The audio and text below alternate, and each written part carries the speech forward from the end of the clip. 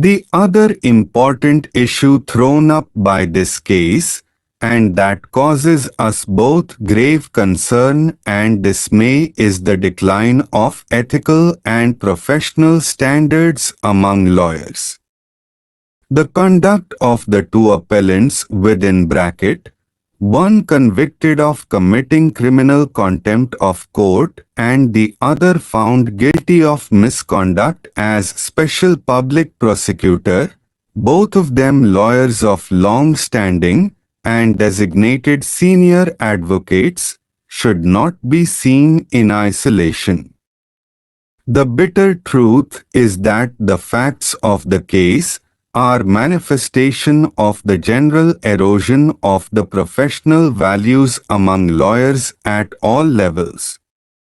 We find today lawyers indulging in practices that would have appalled their predecessors in the profession barely 2 or 3 decades ago. Leaving aside the many kinds of unethical practices indulged in by a section of lawyers, we find that even some highly successful lawyers seem to live by their own rules of conduct.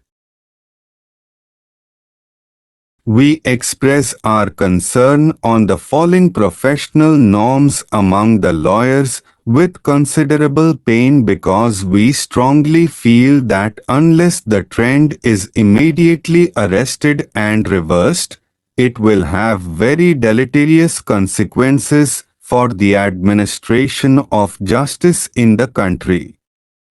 No judicial system in a democratic society can work satisfactorily unless it is supported by a bar that enjoys the unqualified trust and confidence of the people, and whose members are monetarily accessible and affordable to the people. Here we must also observe that the Bar Council of India and the bar councils of the different states cannot escape their responsibility in this regard. Indeed, the bar councils have very positively taken up a number of important issues concerning the administration of justice in the country. It has consistently fought to safeguard the interests of lawyers, and it has done a lot of good work for their welfare. But on the issue of maintaining high professional standards and enforcing discipline among lawyers, its performance hardly matches its achievements in other areas. It has not shown much concern even to see that lawyers should observe the statutory norms prescribed by the Council itself. We hope and trust that the Council will at least now sit up and pay proper attention to the restoration of the high professional standards among lawyers worthy of their position in the judicial system and in the society. The honor as a legal profession has to be maintained by its members by their exemplary conduct both in and outside the court.